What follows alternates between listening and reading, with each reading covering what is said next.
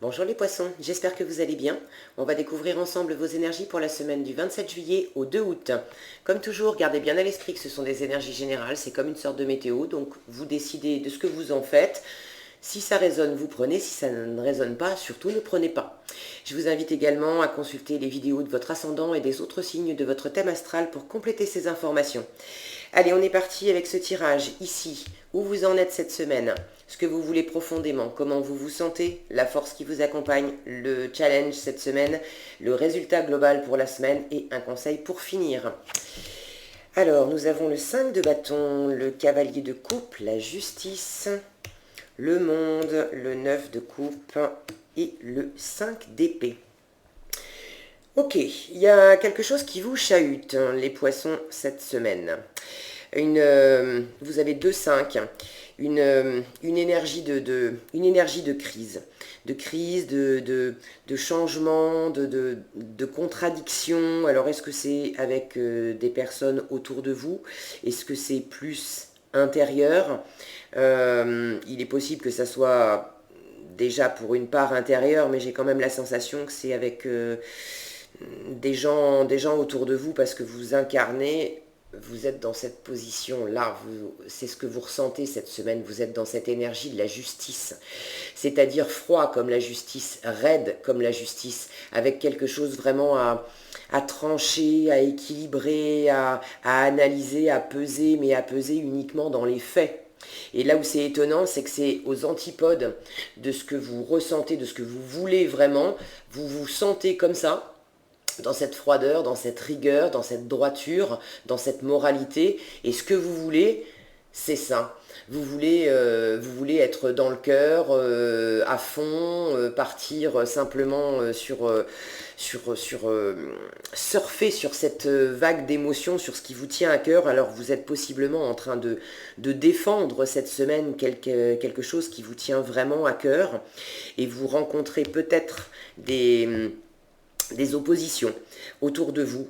Ce 5 de bâton, donc c'est là où vous en êtes, ce 5 de bâton va nous parler de rivalité, de désirs contradictoires, vous êtes obligé de batailler avec, alors avec vous-même une fois encore, ou avec des gens autour de vous. C'est une énergie qui est très similaire avec ce 5 d'épée. Ce 5 d'épée, ça c'est le résultat global de votre semaine. Donc déjà cette semaine, à plus ou moins grande échelle, hein, je vous rappelle que c'est un tirage général, prenez uniquement ce qui résonne pour vous. Tous les poissons ne vont pas vivre une super grosse crise avec d'énormes prises de tête avec leur entourage, d'accord? Mais vous pouvez très bien avoir de bons moments cette semaine, mais avoir quand même cette énergie, cette toile de fond de quelque chose qui n'est pas super fluide en vous et ou avec des personnes autour de vous. Donc ces deux énergies sont très similaires. Ce qui va les différencier avec le 5 de bâton, on est dans les bâtons, donc on va être dans l'énergie, dans l'enthousiasme, dans l'énergie active qui nous anime. Donc c'est déjà quelque chose d'intérieur, on n'a pas les mêmes envies, on n'est pas animé. Cette carte, elle nous parle d'être animé intérieurement par quelque chose. Donc vous n'êtes pas vraisemblablement animé par les mêmes choses que les gens autour de vous. Ce 5 d'épée, c'est une énergie similaire, mais on est dans l'épée, on est dans l'intellect, on est dans la communication, donc c'est quelque part plus extériorisé. Cette carte, elle va nous parler davantage de verbaliser, du coup, de verbaliser des désaccords, de pas être d'accord, d'argumenter, de défendre son point de vue, possiblement de critiquer ou de recevoir de la critique. Mais ces deux-là fonctionnent ensemble. En général, quand on en est à ce stade-là, de défendre son point de vue, d'argumenter, de se disputer plus ou moins, c'est de toute façon parce que intérieurement, on est animé par des choses différentes et du coup on a besoin on a besoin de les exprimer, de les faire valoir, ok. Donc vous en êtes là cette semaine et vraisemblablement ça va quand même vous suivre toute la semaine en toile de fond puisque c'est la première carte du tirage et la dernière carte et on reste sur une même énergie qui nous parle avec les 5 de changement, de difficulté, de crise, de conflit, une fois encore, c'est pas forcément énorme, d'accord? Mais ça va être présent dans votre environnement. Donc ces deux cartes, je vous en ai parlé, cavalier de coupe et justice, ce changement, cette crise, on va appeler ça crise. Mini-crise, moyenne crise, grosse crise, remettez ça dans votre contexte.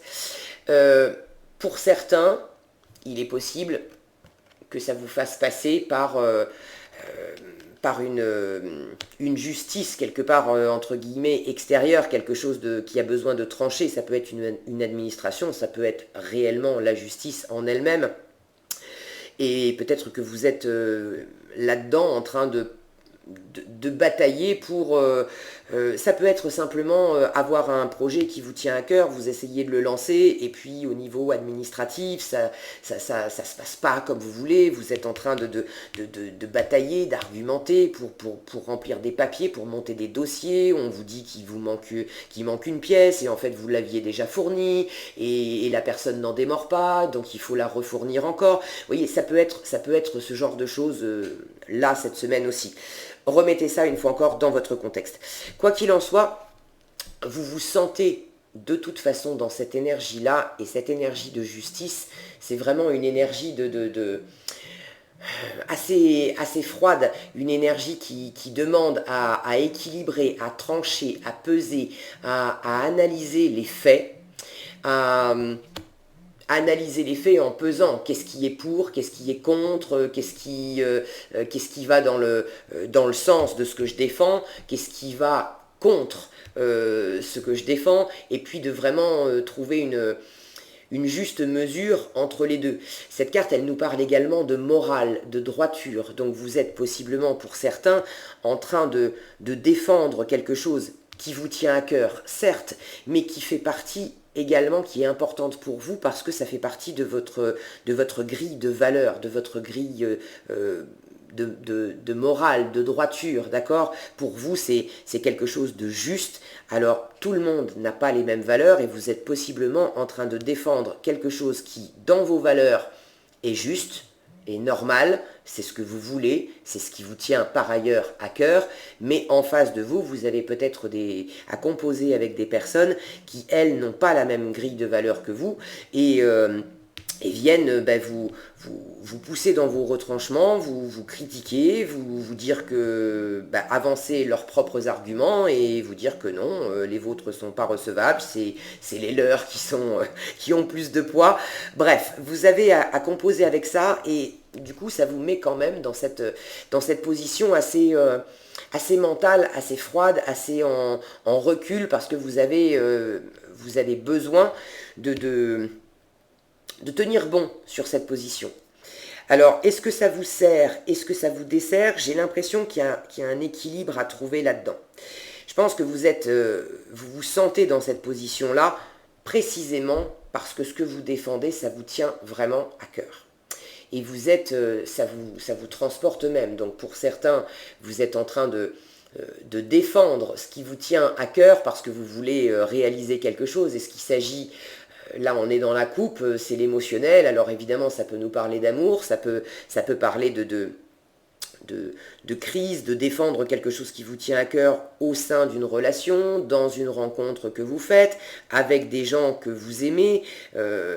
Les crises comme ça, quand on n'est pas d'accord, ça nous touche d'autant plus quand c'est avec des personnes qu'on aime. Évidemment, quand c'est des personnes qu'on ne connaît pas, mis à part l'exemple que je vous donnais tout à l'heure, d'être un peu en crise parce que on a un projet qui nous tient à cœur et on a en face de nous une administration qui est compliquée pour qui complique la route pour réaliser notre projet. Bon, mais en général, c'est justement parce que on est avec des gens qui nous touchent, qu'on aime par ailleurs, que ça complique la donne et que ça nous met davantage en crise, parce que si on n'en avait rien à faire, on laisserait glisser, tu penses ce que tu penses, et puis va faire ta vie de ton côté, je fais la mienne de l'autre, et on n'en parle plus, ok? Donc, je vais ouvrir un petit peu davantage la fenêtre, parce qu'on n'a pas beaucoup de lumière, voilà, j'espère que c'est mieux. Vous voulez retrouver cette connexion aussi, pouvoir simplement laisser libre cours à votre cœur et à ce que vous aimez. Alors ça vous travaille un petit peu et je sens qu'il y a quand même un grand écart entre comment vous vous sentez et ce que vous voulez profondément. Et les deux cartes qui vont vous aider cette semaine, la force et le challenge, c'est deux très belles cartes qui pour moi sont vraiment en résonance avec ce grand écart, qui vont vous aider à justement réduire l'écart et retrouver un équilibre. Vous avez en force qui vous accompagne, vous avez le monde, qui vous parle d'accomplissement, qui vous parle de fin de cycle également. Donc même si vous êtes en crise cette semaine, à plus ou moins grande échelle, cette carte, elle vous dit aussi, tiens bon. Tiens bon parce que l'accomplissement arrive, la victoire arrive. C'est la victoire pas forcément parce que au final vous avez raison, peut-être que ça sera le cas, mais c'est une victoire où au bout du compte, on a un éveil, on est comblé, on est victorieux peut-être aussi. Des fois on se rend compte que on était en conflit, on a bataillé pour des choses et tout à coup... de notre cœur, possiblement, va émerger une nouvelle façon de voir les choses. Et tout à coup, on trouve un alignement. On se rend compte que finalement, ça nous convient parfaitement. Et que peut-être on avait bataillé sur des choses par principe davantage qu'en écoutant notre cœur. Et quand on met le principe de côté et qu'on se reconnecte à notre cœur, on s'aperçoit au bout du compte que finalement, ça allait dans le bon sens, ça nous convenait. Alors oui, au niveau des arguments, on a peut-être perdu, entre guillemets, la bataille parce que les arguments qu'on avançait avant étaient des arguments simplement de jugement, de morale. Donc on les laisse tomber et quelque part, on peut dire qu'on a déclaré forfait dans cette dispute. Mais au final, on est quand même victorieux parce que ça nous a servi, parce qu'au bout du compte, on s'est éveillé à ce qui nous convenait vraiment, et on s'est rendu compte que ça valait vraiment pas le coup de batailler comme ça, parce que finalement on était à côté de la plaque. Alors pour certains, ça sera le cas, pour d'autres, ça vous parle de réellement défendre ce qui vous tient à cœur et au final quand même obtenir gain de cause, faire valoir vos arguments et retrouver de l'harmonie, retrouver un accomplissement. On est vraiment, voilà, on est en fin de cycle. Là, il y a une légèreté, il y a quelque chose qui s'envole. C'est de laisser aller aussi, de pas rester dans cette je pense que cette carte, elle vous dit aussi, elle vous donne aussi comme conseil, laissez partir. Vous voyez ce courant là, ce vent qui emporte le chapeau. Le chapeau, pour moi, c'est une référence à la tête, et la tête, c'est le mental. Et pour moi, cette carte, elle vous donne en conseil, laissez partir l'ego, le côté peut-être trop, comment dire, trop rigide de la tête, du mental, d'accord? Vous avez des idées, vous avez des valeurs, vous avez des choses qui vous tiennent à cœur, très bien. Vous les défendez, vous avez besoin de les défendre, vous êtes dans une situation XY qui vous demande voilà, d'argumenter pour obtenir ce qui vous tient à cœur, très bien. Mais veillez à ne pas être trop rigide dans vos attitudes mentales, d'accord? Et cette carte vous dit, ça sera justement votre force de laisser peut-être partir certaines idées, de ne pas trop vous y accrocher, en tout cas de ne pas vous accrocher que à vos idées, que à votre grille de valeurs morales, à vos jugements, et à vous reconnecter à votre cœur, parce que là, vous allez retrouver de la légèreté et plus d'équilibre. Ok ? En défi, en challenge, vous avez ce 9 de coupe, qui vous parle aussi de vous réaligner, et de vous réaligner à ce qui compte le plus pour vous. Alors, je reviens. Désolée, j'ai été interrompue, donc j'ai fait une petite coupure.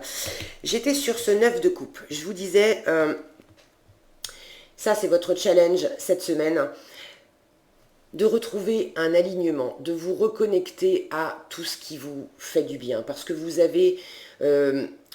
cette carte, elle nous parle de réussite individuelle, de réalisation personnelle, de vœux réalisés. On est on a tout ce qu'il nous faut, on a tout ce qu'il nous faut autour de nous. Et comme elle est dans la position du défi, elle peut vous parler d'insatisfaction, de veiller peut-être à revenir à ce que vous avez déjà.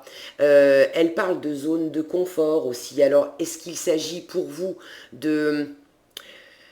de revenir à ce qui vous satisfait, à ce qui est confortable pour vous, parce que justement ça va vous ramener un équilibre, ça va vous permettre de vous reconnecter à votre cœur, ça va réduire ce grand écart dont je vous parlais. Est-ce qu'il s'agit au contraire de peut-être avoir à sortir de votre zone de confort? Pour certains, je sens que ça parle de ça, que ces fameux conflits, c'est peut-être, il y a quelque chose de peut-être un peu compliqué pour vous, pour certains, parce que ça vous oblige à sortir de votre zone de confort, et du coup, ça vous raidit un petit peu et vous bataillez un peu parce que ça vous chahute. Mais quoi qu'il en soit, vous avez deux très belles cartes en force et en challenge qui vous parlent toutes les deux d'accomplissement, de réussite, de réalisation personnelle, d'être vraiment dans sa réalisation, dans sa plénitude personnelle, intérieure et également extérieure, parce qu'à partir du moment où vous êtes bien connecté à votre plénitude intérieure, c'est du coup ce que vous allez vibrer autour de vous et pouvoir créer autour de vous. Donc forcément, ça va pacifier tout ce qui peut être conflictuel avec l'extérieur. Qu'est-ce qu'on a en conseil ? Surmonter le traumatisme. Alors je ne sais pas si pour certains, ces fameux conflits, on peut carrément employer le mot traumatisme. En revanche, il y a quelque chose qui vous fait mal, effectivement. Surmonter le traumatisme. On vous dit qu'importe la charge émotionnelle de la situation, restez calme et ne ressassez pas le traumatisme. Je vais remplacer par, voilà, ne ressassez pas ce qui vous fait mal, ok ? Rester centré vous aidera à trouver la solution plus rapidement. C'est ça, rester centré. Ok, ça vous aidera à trouver la solution plus rapidement. Et je vous disais tout à l'heure avec cette carte, ça sera votre force aussi de peut-être laisser aller un trop-plein d'idées ou de rigidité possiblement voilà, mentale sur des valeurs, sur des choses que vous défendez, mais que vous défendez, c'est pas que vous les défendez pas à juste titre, mais c'est peut-être trop, il y a peut-être quelque chose d'un peu trop raide là-dedans. Donc restez calme, ne ressassez pas ce qui vous fait mal, restez centré. Pour moi ça vient faire écho aussi, et je vous parlais de grand écart entre ces deux états, de revenir à la voie du milieu et de trouver, il ne s'agit pas de lâcher le mental, il ne s'agit pas de mettre de côté ce qui vous tient vraiment à cœur, il s'agit de réunir un peu plus les deux, d'accord, et de retrouver cette position-là, cet alignement-là. Voilà ce que j'avais pour vous, les poissons, cette semaine. J'espère que cette vidéo vous sera utile. Si elle vous a plu, je vous invite à la liker, la partager, la commenter. Et puis, pensez à vous abonner et à activer la cloche des notifications pour être averti quand je publie une nouvelle vidéo. Prenez bien soin de vous, passez une excellente semaine et je vous donne rendez-vous dans un prochain tirage.